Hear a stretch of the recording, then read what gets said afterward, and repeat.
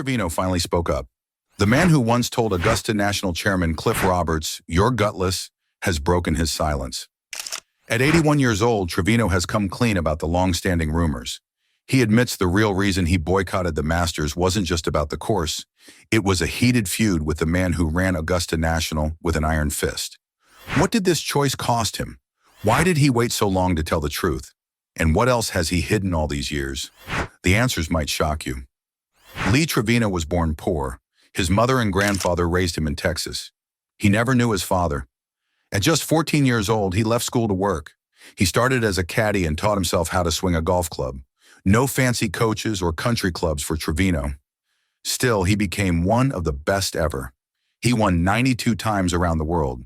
He claimed 6 major championships.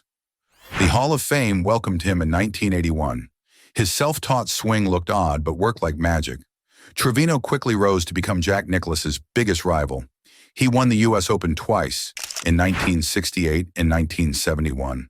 He grabbed the British Open Championship in back-to-back years, 1971 and 1972.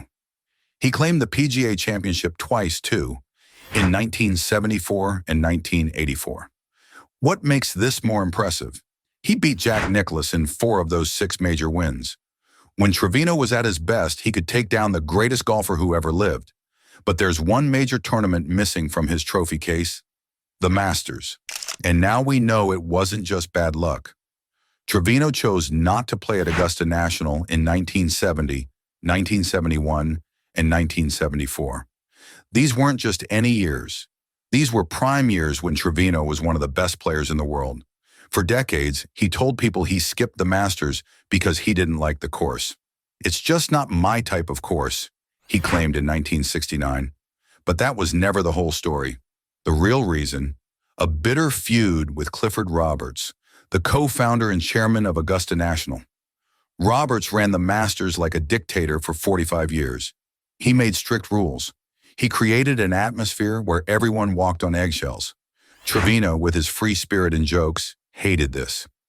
"He and I did not see eye to eye, and we couldn't stand each other," Trevino finally admitted. The breaking point? A fight about tickets. They argued in Roberts' office. The talk got heated. Words were exchanged. Trevino told Roberts off and stormed out. But the conflict went deeper than just a ticket issue. Trevino, a Mexican-American who rose from poverty, felt like an outsider at Augusta. The club had a reputation back then as a place for rich white men. Trevino reportedly changed his shoes in the parking lot rather than use the clubhouse more than needed. It was his quiet protest against what he saw as an exclusive club that didn't welcome people like him. This choice to boycott the Masters came with a huge price tag. It cost Trevino his only shot at golf's career Grand Slam. Only 5 players have ever won all 4 majors. Trevino could have been the 6th if he hadn't let his temper get the best of him. When he finally returned to Augusta, things were never the same. His best finish was only tied for 10th place. The magic that helped him win 6 other majors never showed up at the Masters. Some think his reputation at the club never recovered from his fight with Roberts. Years later, Trevino looked back with regret. "It was my fault. I never should have lost my cool." He blamed his short temper and his habit of talking too much instead of listening. He now calls Augusta a great venue with tremendous history. But the damage was done. His chance at golf immortality slipped away because of a fight he now wishes he hadn't started. While his professional goals suffered, Trevino's bank account did just fine. He built a fortune worth around $50 million. He made money from tournaments, especially later in his career on the senior tour. He became the first senior player to earn over $1 million in one season. That was more than Greg Norman, the PGA Tour's top money winner that same year. Trevino also made big bucks from endorsement deals with companies like Titleist, Nike, and Miller Brewing Company. His quick wit and charm made him popular with fans and sponsors alike. He earned huge fees for speaking at events too. But even financial success came with a price. Trevino once joked, "You can make a lot of money in this game.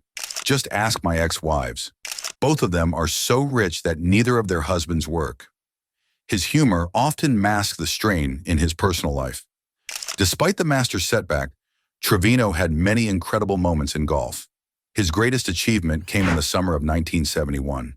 In just 20 days, he won 3 major national championships in a row: the US Open, Canadian Open, and British Open. This became known as the Trevino Triple.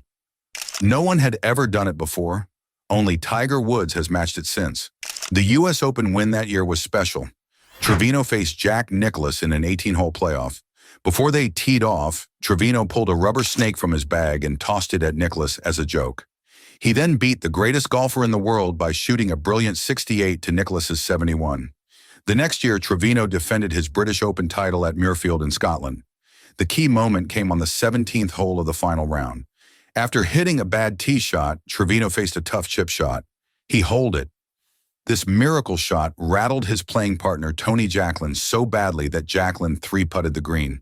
Trevino won by 1 stroke over Nicklaus. After the chip-in, Trevino boldly declared, "I'm the greatest chipper in the world." These moments show why fans loved him.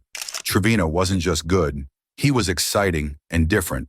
He didn't look or act like other golfers. His personality was as unique as his swing.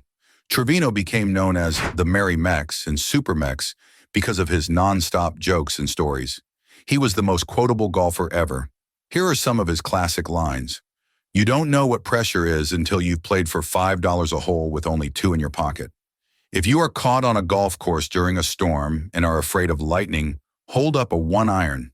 Not even God can hit a 1-iron. You can talk to a fade, but a hook won't listen. My swing is so bad I look like a caveman killing his lunch.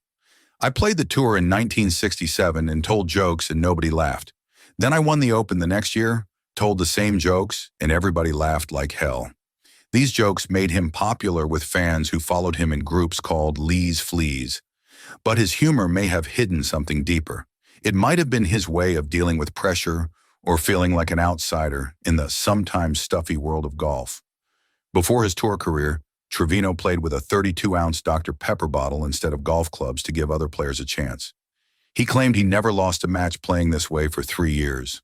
He prepared for tournaments in odd ways too, like running between shots while someone followed in a cart. Beyond golf, Trevino showed a good heart. He created scholarships for Mexican Americans. He supported St. Jude Children's Hospital and once donated $500,000 from a hole-in-one prize. But his complicated relationship with Augusta National remains the one stain on an otherwise brilliant career. Looking back now, Trevino was a trailblazer. He proved you didn't need country club lessons or perfect form to become great. His self-taught, unorthodox swing worked just fine. He showed that Hispanic players could reach the top of a sport that wasn't always welcoming to outsiders. But his greatness came with one big what if. What if he hadn't let his pride and temper get the best of him? What if he had swallowed his anger and played the Masters during his prime years? Would he have won and joined the exclusive club of Grand Slam champions? We'll never know. Trevino finally admitted his fault, not to the media, but to himself. He acknowledged that if he had just kept his temper in check, maybe golf would remember him differently. A giant of golf, without question, but not an untarnished one. His greatness came at a price, sometimes paid in pride rather than trophies. What do you think? Should Trevino have let it go sooner? Did Augusta National owe him more respect from the start? Leave your thoughts in the comments below.